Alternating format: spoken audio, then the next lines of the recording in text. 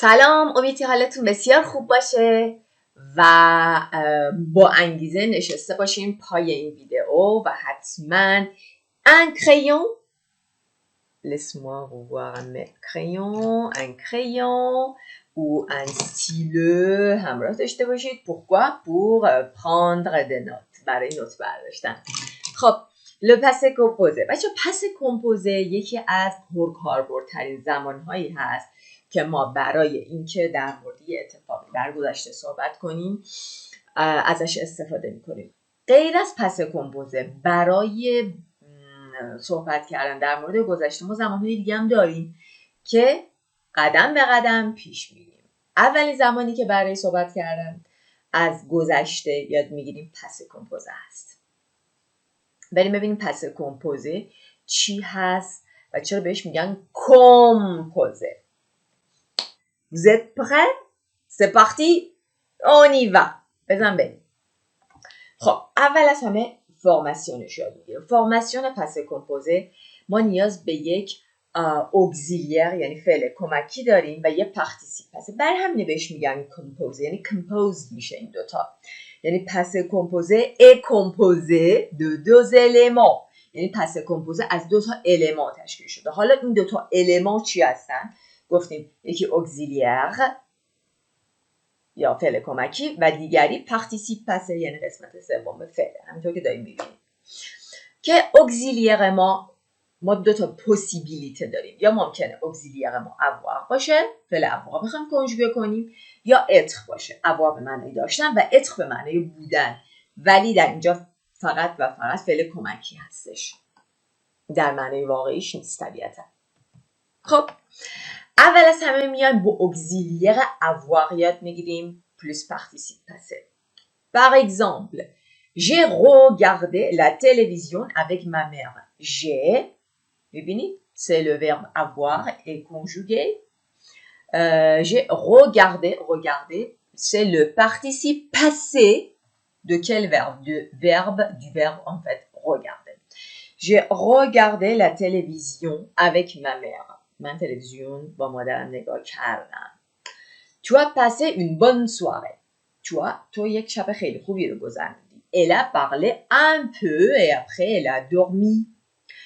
یک کم صحبت کرد و سپس خوابید. Ils ont écouté de la musique dans le bureau toute la soirée.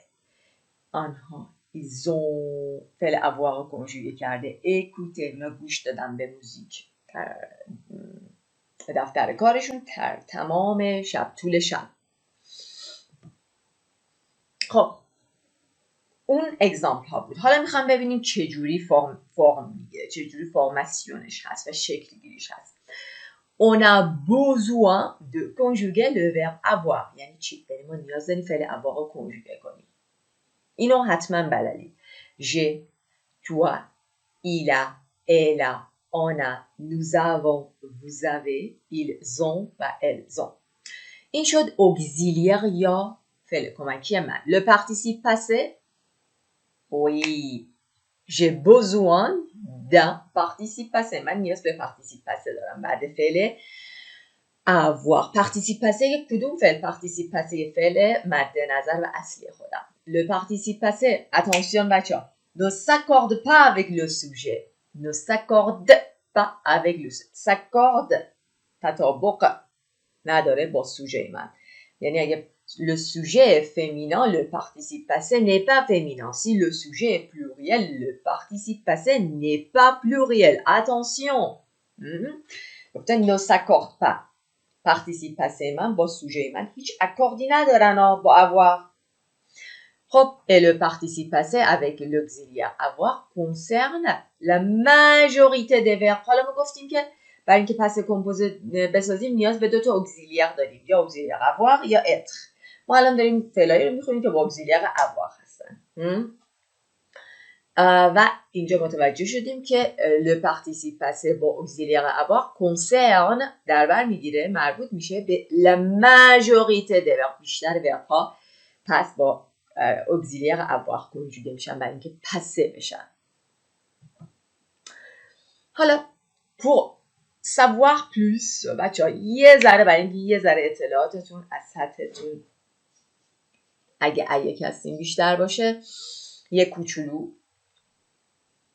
اینه که je vais vous lire quand le passé میخوام بخونم بچه ها quand le passé composé est utilisé avec un complément d'objet direct وقتی که participe passé utiliser استفاده میشه با یعنی به کار برده میشه با complément d'objet direct با مفعول direct مفعول مستقیم et que ce complément est placé avant le verbe و اینکه اون کامل کننده فعل ما یعنی مفعول ما کجا قرار بگیره؟ قبل فعل قرار بگیره. il y a un accord de ce complément یک اکورد داریم یک تطابق داریم با اون کمپلیمان یعنی اون مفعول ما و پارتیسیپ پاسه مفعول ما و پارتیسیپ پاسه مفعول ما و پارتیسیپ پاسه حالا بذارین on va voir un exemple c'est beaucoup plus clair روشن‌تر خواهد شد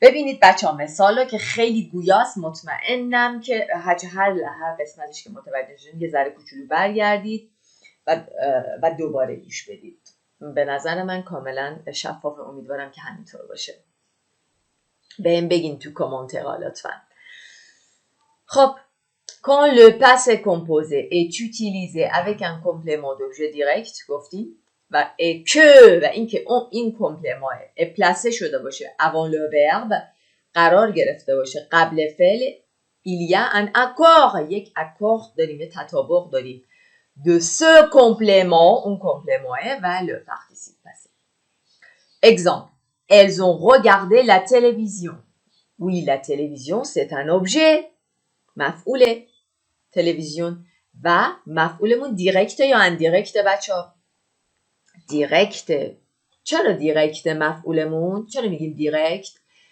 به خاطر اینکه بین فعلمون یعنی regarder و مفعولمون هیچ پرپوزیشنی نیست اینجا برای میگن دیرکت حالا من در زمینهای مفعولهای دیرکت و مفعولهای اندیرکت قبل از این دو تا ویدیو دارم دو تا ویدیو مجزا یکی دیرکت ضمایر مفعولی مستقیم و ضمایر مفعولی غیر مستقیم خب الان این لا تلویزیون مفعول ابژه است به فرانسه ولی ابژه‌مون دیرکته خب حالا من میخوام بگم به جاش مفعول بذارم همون که تو ویدیو قبلی توضیح دادیم و جمله‌مون پس کمپوزه است اصلا ما داریم در جمله پس کمپوزه بحث میکنیم l'ont regardé یعنی اونها اینجا یه اس نگرفته بچه‌ها اینجا یه اس نگرفته اس باید بگیره حالا اینجا چون جمله اول اس بوده عذرخواهی میکنم elles l'ont regardé elles l'ont این الاپستروف به چی میگم به برمیگرده به تلویزیون یعنی اونها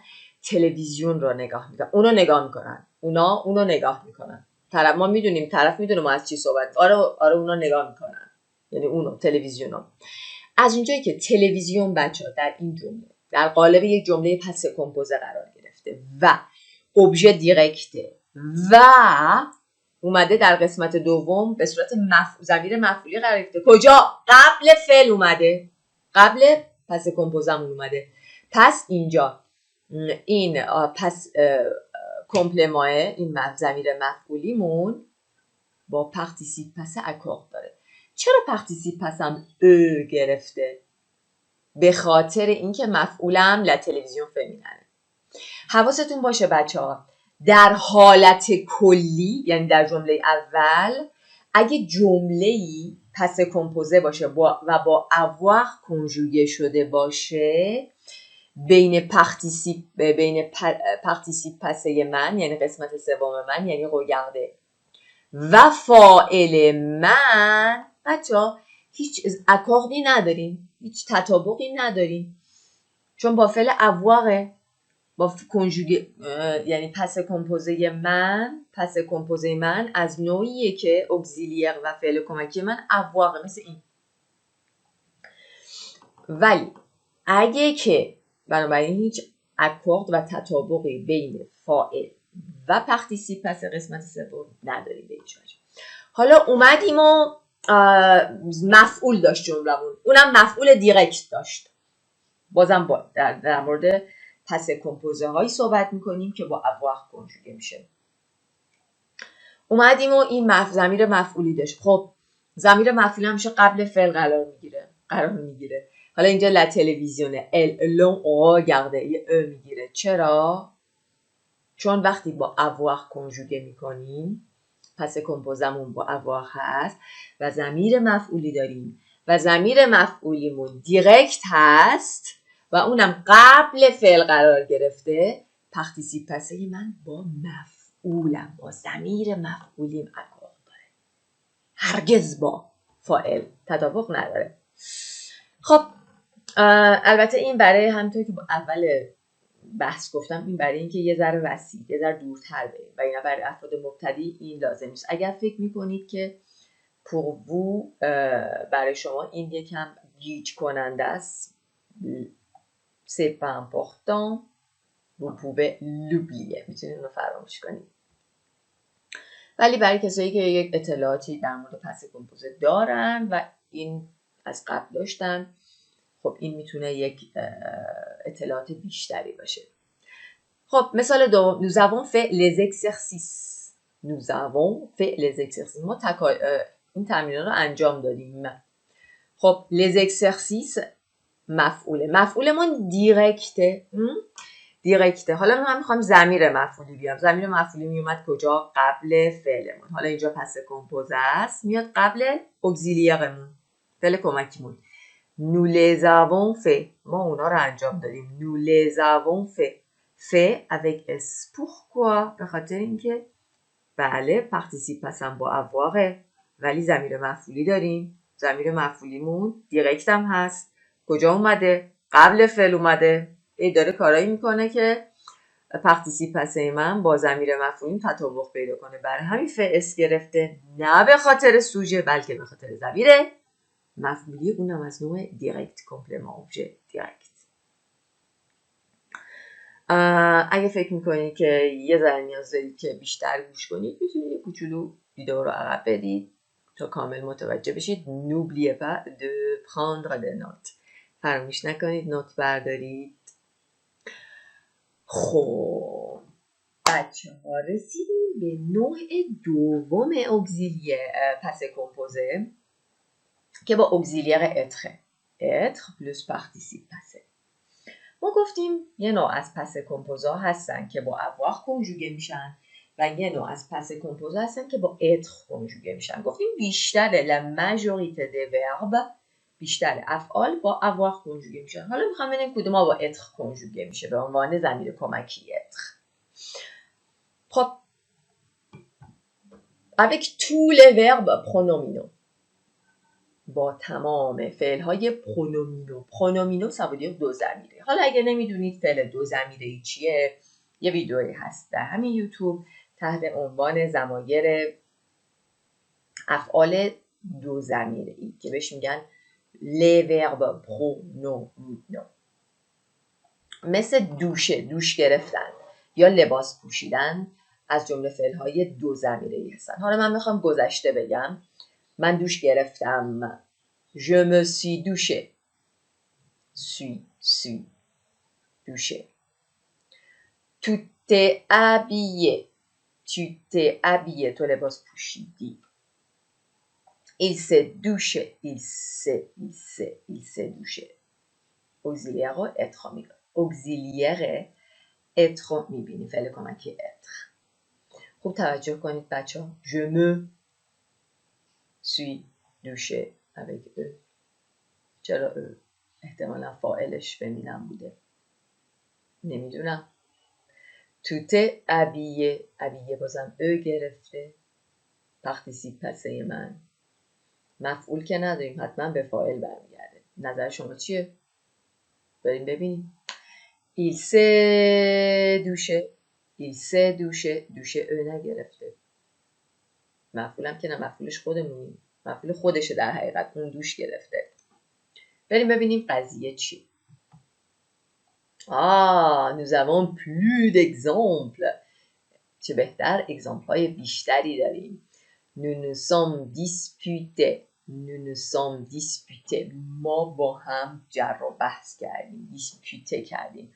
vous vous êtes réveillé. vous vous êtes réveillé. شما از خواب بیدار شدید. از خواب بیدار میشید؟ نه، شدید در گذشته. امیدوارم ترجمه فارسیشو درست بگم. ils se sont réveillés. بچه همون گذشته ساده است دیگه. past. simple past. I woke up.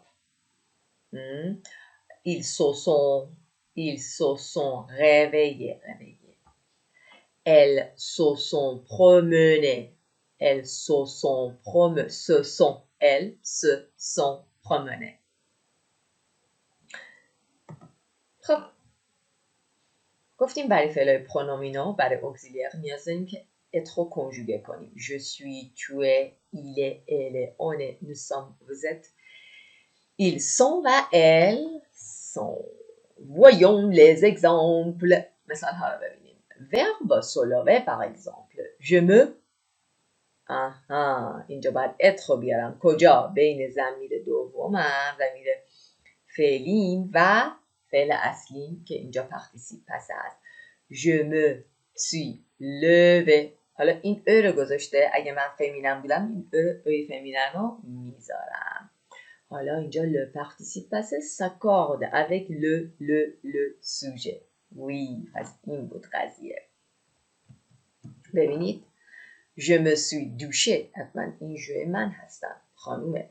tu t'es habillé. حتما این tu فمیننه. voilà. پس le participe passé ما s'accorde داره با sujet. خب بچه دیگه که از فعل avoir être استفاده میکنیم برای پسه کمپوزه. در مورد 14 تا verbe. کدوم 14 تا؟ on va avoir quelques exemples. قراره که چند تا exemple ببینیم. je, ça veut dire مریم. je suis partie en vacances avec mes nièces. je suis partie en vacances avec mes nièces. من رفتم به تعطیلات با خواهرزاده ها. نه en fait برادرزاده ها و خواهرزاده هایی که دخترم. mes nièces. nous sommes allés le 1er août. nous sommes allés رفتن. nous sommes allés le 1er août et nous sommes rentrés come back برگشتن. nous sommes گذشته است. rentrés le 21. nous sommes allés à la montagne. ما رفتیم به کوه. Marie et son mari Tom. ماری و همسر شوهرش توم sont montés jusqu'au sommet.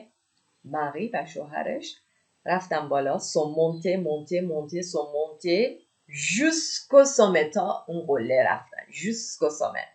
moi je suis restée dans la tente en lisant un polaire. من موندم. je suis restée. من بچه یادتون باشه rester در فرانسه اون رسته انگلیسی نیست. rester en français ça veut dire ماندن، اما در انگلیسی en anglais ça veut dire استراحت کردن. attention je suis restée یعنی موندم، نه الزاما استراحت کردم، موندم. je suis restée dans l'attente توی چادر موندم برای اینکه یک رمان پلیسی رو بخونم. en lisant un polaire. این مثالی در مورد اون 14 تا ورب بود. خب به نظرتون 14 تا ورب کدوماش اینجاست؟ partir حرکت کردن، رفتن. je suis parti. aller آفرین. rentrer برگشتنم با être. aller monter بالا رفتن. rester ماندن. ça fait partie des 14 verbes. جزء 14 verbe ها 14 verbe هایی هستن که با être کنجوگه میشن پس کمپوزشون. اینم پس کمپوزه افعالی که با اتر کنجوگه میشن. کدوم افعال؟ همون 14 ورب. aller, venir, naître, mourir, مردن، devenir شدن، arriver, partir, passer, ça veut dire aller, rester ماندن، retourner برگشتن، دور خودت گشتن، retourner, entrer, sortir یا rentrer, sortir, go out خارج شدن، sortir. monter و descendre. monter descendre پایین آمدن. بچه این فعلا رو میتونید با اپوزه هاشون یا با مخالف هاشون خیلی راحت تو ذهنتون بسپارید. تصور کنید اگه یه کوه داشته باشیم، رفتن، اله، ونیر، همونجا به دنیا آمدن و مردن و devenir پیر شدن و passer rester passer رفتن گذشتن رفتن rester ماندن در اون کوه یا retourner برگردی و قله. entrer یه خونه باشه بری داخل اون خونه بالای کوه و داخلش بشی و سختیخ کنی ازش و از کوه منته کنی و از کوه دساندر کنی. میتونید همه رو با المان هایی در ذهنتون ایمجینه کنید برای اینکه این افعال با اتر کنجوگه میشه پس کمپوزش. exemple je suis sorti, je suis parti. Pourquoi avec eux؟ این نباید اون رو بذارین entre بین پرانتزا. من برای اینکه شما بدونید این میتونه باشه، ولی شما اگه فمینن بود دیاز به پرانتز نداره، قشنگ او رو بذارید. اگه خودتون فمینن هستید میخوایم بگین je suis parti، او رو بذارید sans parenthèse، بدون پرانتز حتما. خب le participe passé s'accorde avec le sujet. میبینید participe passé ما در فعل être قشنگ با سوژمون اکورد.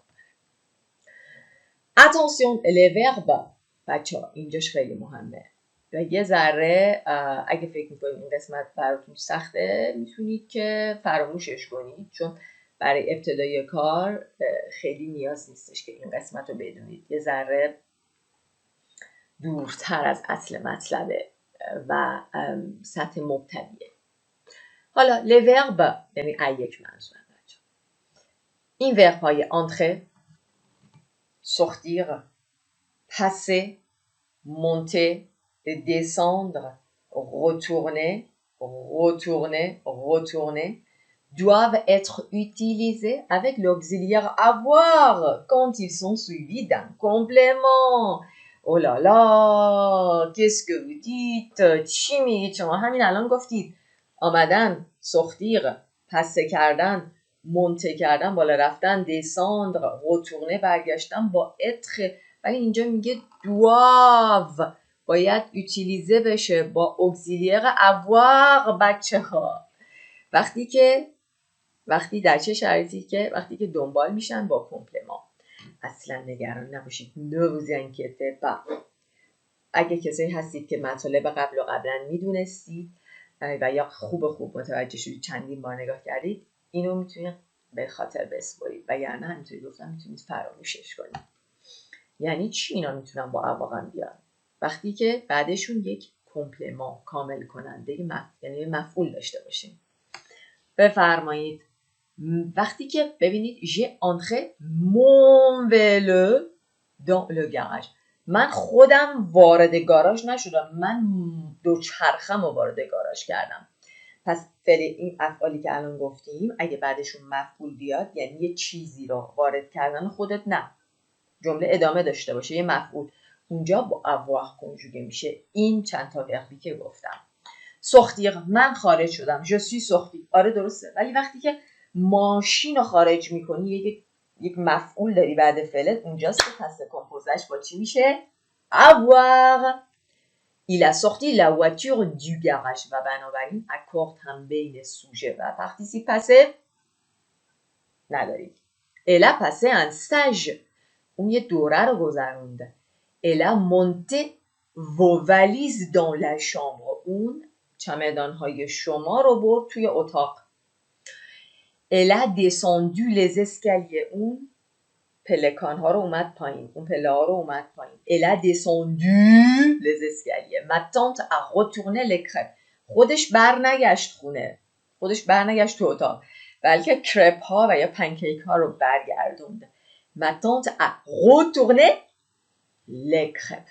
سریع وقتی میگیم ا رو میشنویم نیاز به یه مفعول داریم. avoir à retourner les crêpes. Bon voilà. میرسیم به participe passé و آخرین قسمت این ویدئو. امیدوارم براتون خسته کننده نشده باشه بچه‌ها. ولی سعی کردم تا جایی که امکان داره و براتون باز کنم participe و پسه کمپوزه رو. خب میرسیم به participe passé قسمت سوم افعال. توی این کلون زرد میبینید اونایی که participe passé هایی که به او اکسانت ایگو ختم میشن، مثل aller که میشه aller، habiter، travailler. این ارش بچه‌ها موقع تایپ اومده خط بعد، یعنی infinitif travailler avec e accent aigu میشه participe passage. Les verbes du premier groupe افعال گروه اول on enlève r رو برمیداریم et on ajoute e accent aigu و به جاش e accent aigu میذاریم که ا تلفظ میشه. حالا بچه یه سری افعال پرکاربرد هستن که participe passageshون u داره آخرش، مثل voir، vu، vouloir خواستن، voulu، croire فکر کردن، گمان کردن، cru، pouvoir توانستن، pu، vendre فروختن، vendu، connaître شناختن، connu، devoir بایستن، dû accent circonflexe یادتون نره، descendre پایین آمدن، descendu، entendre شنیدن، entendu، boire bu نوشیدن. participe passé یه سری از افعال به ای ختم میشن، مثل finir اقشو برمیدارم fini، choisir اقشو برمیدارم choisir. افعالی که به ای ختم میشن برای participe passé seulement vous avez besoin d'enlever r. فقط لازم دارید که enlever کنید، بردارید r. یک سری افعال هستن participe passé شون به es ختم میشه. par exemple prendre pris گرفتن، یاد گرفتن، apprendre appris، comprendre compris، mettre mis بچه mes mettre گذاشتن یا پوشیدن می. یک سری از افعال هستن که به ایت participe passé شون ختم میشه، مثل faire انجام دادن، fait، écrire écrit ایت، dire dit، conduire conduit. و گروه آخر که موارد پارتیکولیه هست، موارد خاص که participe passé شون irrégulier هست، بیقانونه، مثل être، était، avoir، eu، offrir هدیه دادن، تقدیم کردن، offert، naître نه به دنیا آمدن که با être بود پس کمپوزش، mourir مردن، mort. خب امیدوارم بچه ها این ویدیو براتون خیلی مفید بوده باشه پس کمپوزه و مثمر ثمر بوده باشه و اگه دلتون بخواد میتونید مثال بزنید، من حتما مثالاتون رو در صورت نیاز تصحیح میکنم و بهم بگید که این ویدیو رو دوست داشتید، براتون مفید بود و کدوم قسمتشون نمیدونستید. و گفتم اگه قسمت هایی هستش که اونجا بهشون اشاره کردم اگه یه ذره فکر کنید سخت داره و سطح مبتدی هستید به راحتی میتونید اونا رو برای الان کنار بذارید. مهم کیفیت نه کمیت. کم بخونید ولی صحیح و درست بخون. فردا پس فردا بهش اضافه میشه و اینطوریه که میتونی فرانسه و یا هر کاری که داری میکنی قوی کنی. اگه که هنوز سابسکرایب نکردید و با این کانال تازه آشنا شدید خیلی حرف زدم آشنا شدید، ممنون میشم سابسکرایب بفرمایید، زنگوله کنارشم بزنید تا اگه ویدئویی من شما جز اولین نفری باشید که خبردار میشید و میایین و تشریف میارین و ویدئوی جدید رو میبینید. و حتما برای من کامنت کنید، برای من نظراتتون خیلی مهمه. موضوعاتی که علاقه‌مند هستید که بهش پرداخته بشه ما سعی می‌کنیم از سطح مبتدی شروع کنیم و سطح مبتدی هم در نظر بگیریم. همین، شب و روزتون خوش. Je vous souhaite une bonne soirée et une bonne journée. À la prochaine fois. Ciao.